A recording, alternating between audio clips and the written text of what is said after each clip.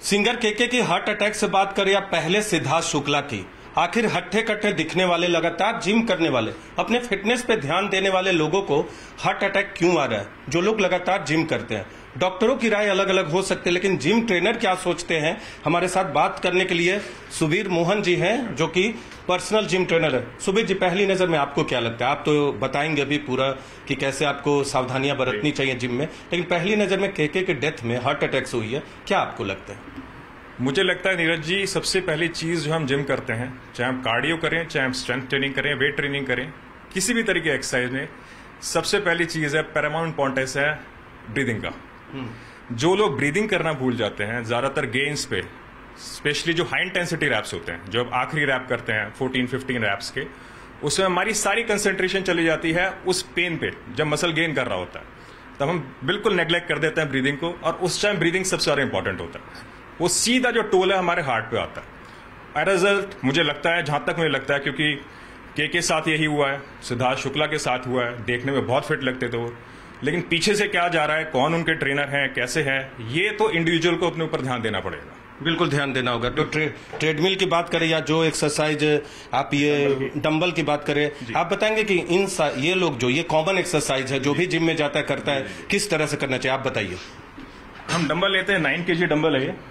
To start with इसको हम शुरू करेंगे 1 2 3 4 5 6 7 8। अब हमारे आखिरी के रैप्स आएंगे, जिसमें सबसे सारा हार्ट को ऑक्सीजन की जरूरत होती है।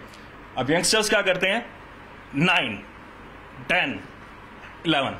ये बिल्कुल गलत है जी, ये बिल्कुल गलत है। ये आपको नुकसान ज्यादा दे रहा है, फायदा कम दे रहा है। तो आपको करना क्या चाहिए? 8 के बाद 9 10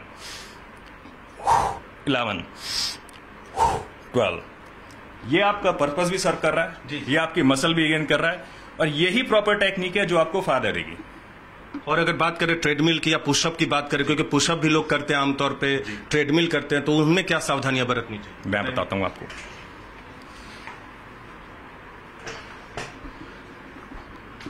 जी, एक एक्सरसाइज से दूसरे में क्या सावधानियां बरतनी?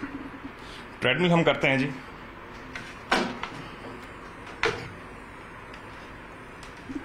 ये लगातार अलग अलग एक्सरसाइज दिखा रहे हैं। अभी आपने देखा कि डंबल में क्या आपको सावधानियां बरतनी चाहिए। ट्रेडमिल जो कि कार्डियो एक्सरसाइज है, कार्डियो एक्सरसाइज है जी सुबीर जी, बिल्कुल कार्डियो एक्सरसाइज है ट्रेडमिल जी। टू स्टार्ट विद हम उसमें कैसे शुरू करेंगे जी,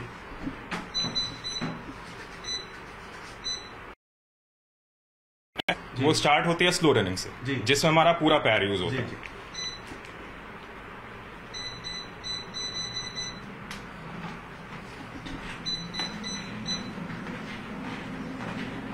अभी मैं 6.2 की स्पीड पे दौड़ रहा हूँ जी।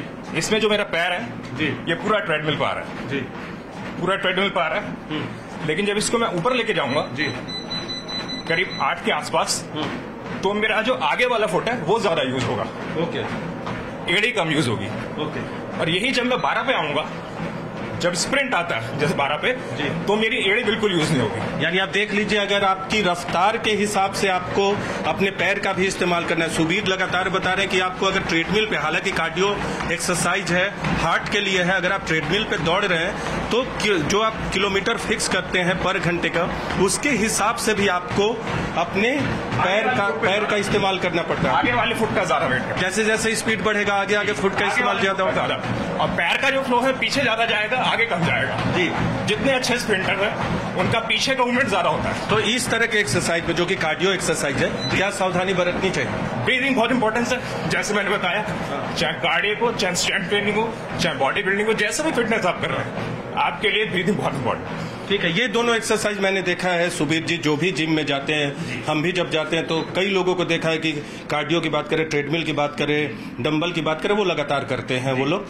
पुशअप जी, पुशअप में क्या सावधानी या किस तरह की एहतियात बरतने चाहिए जो यंगस्टर्स हैं या जो लोग मिड एज में हैं?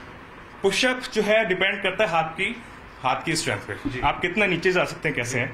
कुछ लोग कहते हैं कि पुशअप हमसे लगते नहीं है, ये गलत बात है। पुशअप जो है मेन चीज है जी, कि आपकी जो चेस्ट है जी, इसको आप बाहर रखिए जी, बिल्कुल शोल्डर वाले लेवल पे जी, आपका शोल्डर जो है थोड़ा सा आगे आएगा एरोडायनामिक पोजीशन में। बहुत लोगों का जो है बाहों पर होता है, ये चीज गलत है। हमेशा शोल्डर थोड़ा सा आगे रहेगा।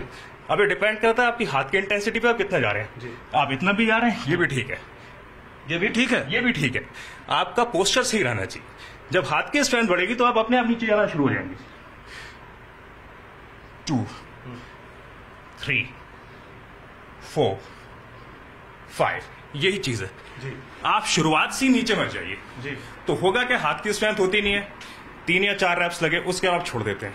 लेकिन बहुत लोग जिम में जाते थे, जैसे सिद्धार्थ शुक्ला को आपने देखा होगा कि उनकी जो एक्सरसाइज थी, लगता था कि बॉडी को बिल्डअप किया है। केके को देखकर ऐसे नहीं लगता था। हो सकता है इनका जो ट्रेनिंग मेथड वाला हो, अलग अलग ट्रेनिंग मेथड होता है, अलग अलग ट्रेनर्स होते हैं, उनकी टेक्निक अलग होती है, वेट्स अलग होते हैं। सिद्धार्थ हो सकता है हैवी वेट ज्यादा करते थे, तो कुछ डिपेंड करता है लाइफस्टाइल पे भी।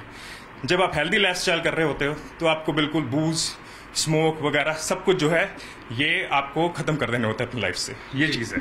तो आप और जो यंगस्टर्स हैं जो पहली बार जाते हैं खासकर, या जो मिड एज में, क्योंकि ये लोग मिड एज में थे, चाहे सिद्धार्थ शुक्ला की बात करें या केके की बात करें, क्योंकि इस तरह के वेट जो है, ये कितने का वेट आपने उठाया? ये 9 kg। 9 kg। और इधर जो हेवी वेट्स रखे वो कितने का? ये 22 kg है जी। और वो स्क्वैट्स के लिए रॉड है, वो 40 kg का है।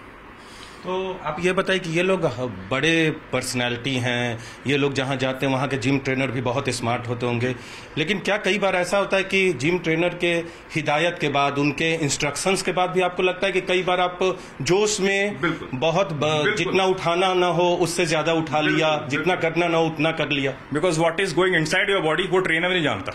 ट्रेनर आपको ऊपर से मॉनिटर कर रहा है, लेकिन आपके अंदर क्या चल रहा है वो आपको पता है। अब हार्ट अटैक है, ब्रेन स्ट्रोक है, कुछ भी है, आपको हार्ट अटैक आने से पहले एक ना एक इंडिकेशन देता है। हमेशा देता है।